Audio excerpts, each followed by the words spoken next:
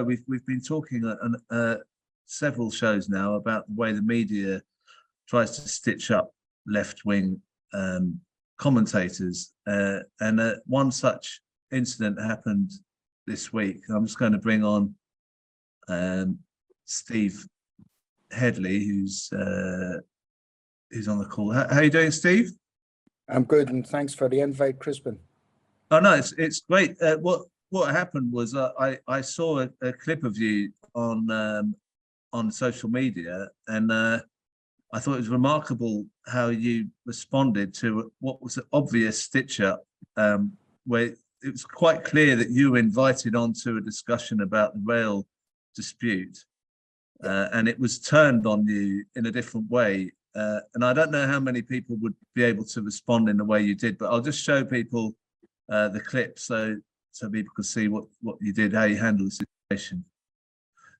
The reason I asked you about civility, you want to get in the room with people. I accept you're not the leader anymore, but you were suspended by the RMT because you said, and I remember you doing this, and I remember feeling incensed when you did it, that you would throw a party if Boris Johnson died of coronavirus. Why, if you're in the government, would you want to get in the room? I wasn't. Well, you did say that.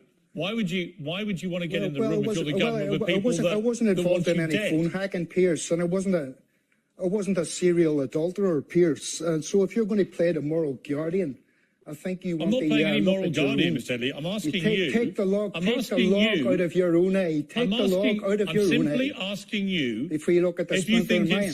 I'm simply asking you a question. I know this is your technique with all journalists who ask you... I'm asking you a question. You come on here making childish jokes about Mick the Grinch. Yeah. And you talk I'm about asking you whether you think it's right and proper disgrace. to get people into like a room who said you wanted Boris Johnson to die of coronavirus.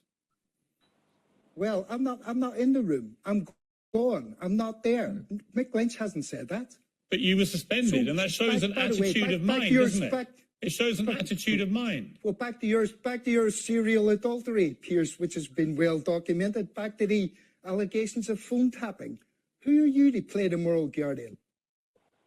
I don't think Piers Morgan quite expected that reaction from you.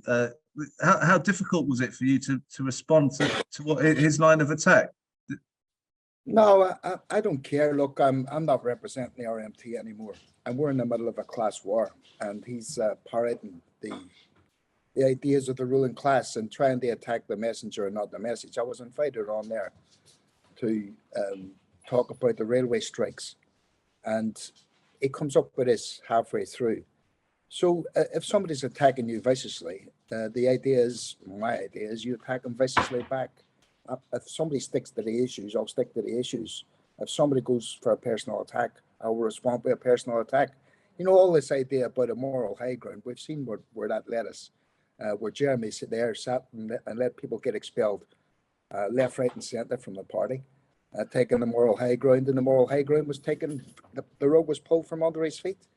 So I think when you're attacked viciously, don't turn the other cheek. Turn on your opponent. Have you had that experience before? Have you had media stuff where they've done that before? Yeah. I mean, you get it all the time. I mean, the thing is, we don't have, I don't think anymore in this country we have journalists who even pretend to be impartial. I think that if you look at it, it's like these sort of white middle class or upper middle class men and women sometimes who get completely outraged. The working class people are fighting back.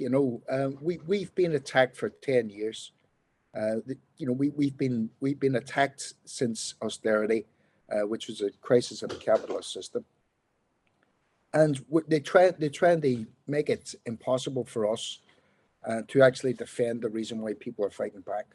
So if we come on there, we're pilloried. They'll dig up stuff that happened years ago and try to attack it from that, rather than addressing the issues. So I mean, it's something you've got to always bear in mind. And I mean, I'll handle things differently than other people. I mean, that's just me. That's who I am, and I'm quite happy. Can I just ask you? Do you think because they're so biased and they stitch people up, it's worth going on those shows at all because they're rigged in a sense?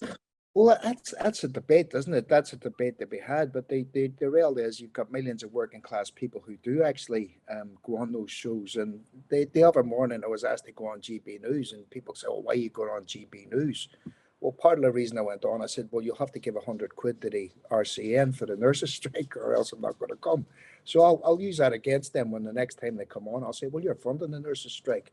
So there's always people you can talk to. I'm sure that everybody, we can't just give up on the viewership of GB News. Yeah, a load of them are horrible gammons, but you would get a load of working class people on there as well, whose minds might be changed through their material circumstances. So I think, you're not going on there to apologize for anything, and you go on unapologetically. I'm not interested in winning over the majority of the viewers of GB News. I'm interested in the 100 or 200 or so whose minds I might change. Yeah, I mean, just to sort of finish on that, do you think that Piers Morgan's going to invite you on the next time? Well, we don't know. It'd be interesting to find out why he's been photographed for all the well-known paedophiles. I don't know if there's any paedophiles he's not been publicly photographed. Well, we might be able to ask him that question if I'm invited back on.